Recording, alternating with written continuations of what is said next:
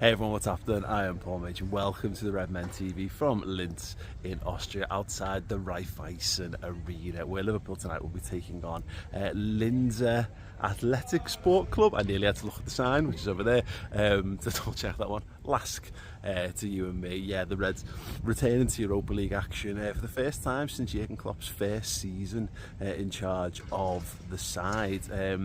We all know that ended. It ended in disappointment, but it did at least end up in the first European final, which gave us a taste of what was to come in the years that would follow. A little bit more disappointment before we eventually won absolutely everything. So, yes, big question is, what are Liverpool going to do? How are they going to line up tactically? How are they going to line up personnel-wise? I want to know your thoughts. If you can use the comment section underneath, that would be much appreciated. But obviously the news off the back of Jurgen's press conference, still no Trent and still no Thiago, so that leaves the first major sort of tactical and selection headache. Do you continue with Joe Gomez at right back for this one, or do you mix things up? Now, what we saw in pre-season in the games where Trent didn't start and therefore didn't start as the inverted right back, we saw Kostas come in and play as an inverted left back. Now there's a possibility they could do that. What that looked like at the time was Kostas effectively left back, moving into midfield, and then it was Jarell Quansah, it was Joel Matip, and at times it was Joe Gomez on the right hand side, which means Gomez gets to play like more of a traditional right back, right sided centre half / right back. So kind of look at how Andy Robertson does it in that system. Yes, he has to be reserved and he has to be conservative. He has to make sure that he's back in place and to make it a back three when needs be, but actually it's far more of an up and down flying role rather than what we saw at the weekend, which I think Gomez struggled with for the first half against Wolves, which is to play that inverted sort of creative midfield role. I think he'll have better showings because I think he is good on the ball, he is a good footballer, but do you really want him to be doing that on a consistent basis? So we're going to do, let's have a little walk around while we're here. I'm not entirely convinced of that, to be perfectly honest. It is a tricky one. So, if you play Kostas in that position, then you're right. So, yeah, it gives you options. It gives you to play more to Gomez's strengths, if not necessarily to Kostas strengths. How are we doing, lads? No. What do you think? Who do you think's going to start tonight? Do you think if no Trent? What would you do? Would you play Gomez right back, or would you play Tsimikas as like an inverted fullback on the other side? Any thoughts at all? I'll stick with Gomez. Yeah, because he needs some more minutes down there, really. Yeah, and I think if Trent's going to be unavailable at some point in the future as well, it's more practice for him, probably against weak opposition anyway. Don't tell these guys over here. There's Lask fans over here. They'll do us in, presumably with kindness and chocolate. What do you think, mate? Yeah, I think Gomez. Looking forward to seeing. Hopefully, Doak will get some minutes as well. Yeah, fingers crossed. Doak is the one. I think the really interesting one. What do we think? Would you start Doak tonight? I reckon last 20 minutes. It's going to be 26 degrees tonight. Yeah. So I think once they're out on their arses, Doak can have a bit of a field day. And you, mate? I reckon start him, you know. Yeah? Yeah. Give him a go over Mo. Let him take the piss out of him. See, I'm all in on that. Nice one, lads. Thanks so much. Enjoy the game. Yeah, well, there you go. There's certainly a couple of answers to the potential Joe Gomez question. Just give him the games. He's a good footballer. He's one of those. He's in that short list of players that have to play perfect every single week without fail. Otherwise, they're somehow rubbish. Curtis Jones is in that list as well. Adam Lallana used to be in that. There's been plenty over the years. But no, I think the Gomez shout is interesting. I don't think we've got loads of choice. Obviously, Konate coming back. It's whether you decide that you've got a Europa League team or whether you've got just one squad and you pick and choose dependent upon the situations. Matip's played obviously a couple of games now. So I'd be tempted to put Konate in. But do you really want Konate? Do you want to risk Konate? That's a big question. Obviously, you only get a few minutes at the end of the Wolves game. Not a few minutes, quite a few minutes. But he comes off the bench anyway. So there's another one. Do you want to protect Konate and just have him be your Premier League defender? Obviously, Virgil van Dijk is back after his suspension. Not that he would have been suspended for Europe anyway, because that's not how that works. Do you bring Virg and Konate in this lock stock? And that might be probably one of the answers. Another roundabout answer to the Trent problem is because if you're not having your best at doing that job in there, then put your best defenders in. So put Verge, put Canate in.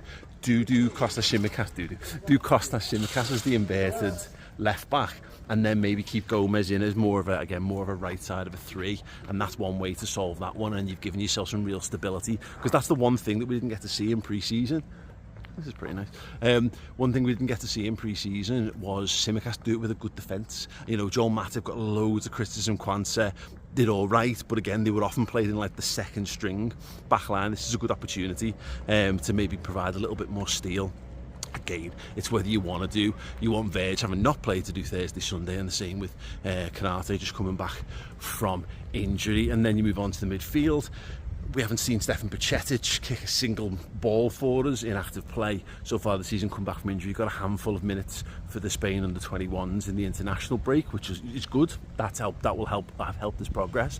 But then you've got Wataru Endo as well, who needs minutes. He needs to start being integrated into this side. So for me, I think he just comes back in. I think given how knackered Alexis McAllister was, I'd be looking to keep him away from action as much as possible, because just there's no need. We've got the footballers who can do this, the footballers who can add something to this team, and again, Endo in particular needs to play football in a big way for us, so let's make Endo in there. And then, you know, do you keep Szoboszlai going? He's one of only 3 footballers to play basically every minute for us so far this season. That's obviously only Eddie Dawson, it's not loads of minutes, but it's him, Alisson and Robbo, and that's why I'd maybe be looking to drop him out. Who'd you give it to? Keep Curtis Jones in the side maybe. I think Harvey Elliott's a pretty easy swap out for Szoboszlai. Not that, you know, that's no remark on Szoboszlai's ability. Yeah, Szoboszlai's been boss, but yeah, look, give Harvey Elliott a go. That makes sense to me. And then, as the lads were mentioning there, it's a Ben Doak, Mo Salah. If Mo wants to play, do you just say, go on Mo, go and get some more goals, mate? I think he'll want to play because he's Mo Salah. And I think maybe for the first game, you keep Ben Doak in reserve.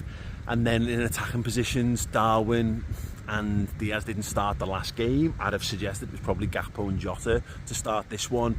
But of course, they come back so tired from internationals that they end up getting flipped around for the Premier League games. And sometimes you have to work backwards from the weekend game. What kind of players do you want in that one?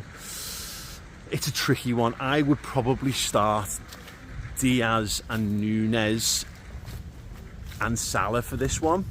And then in the midfield, let's go Endo.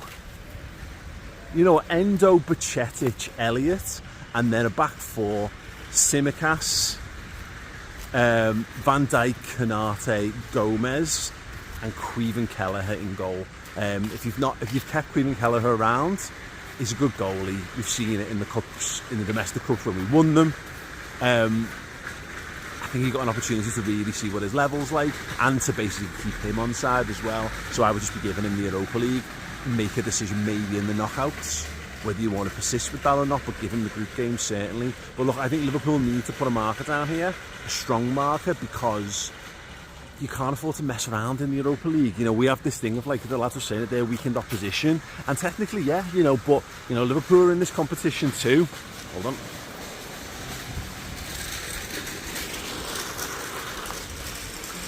Look, Liverpool are in this competition too. I think we feel like we're better than this competition. We feel like a Champions League team. We feel like a Champions League challenging team, a Premier League challenging team.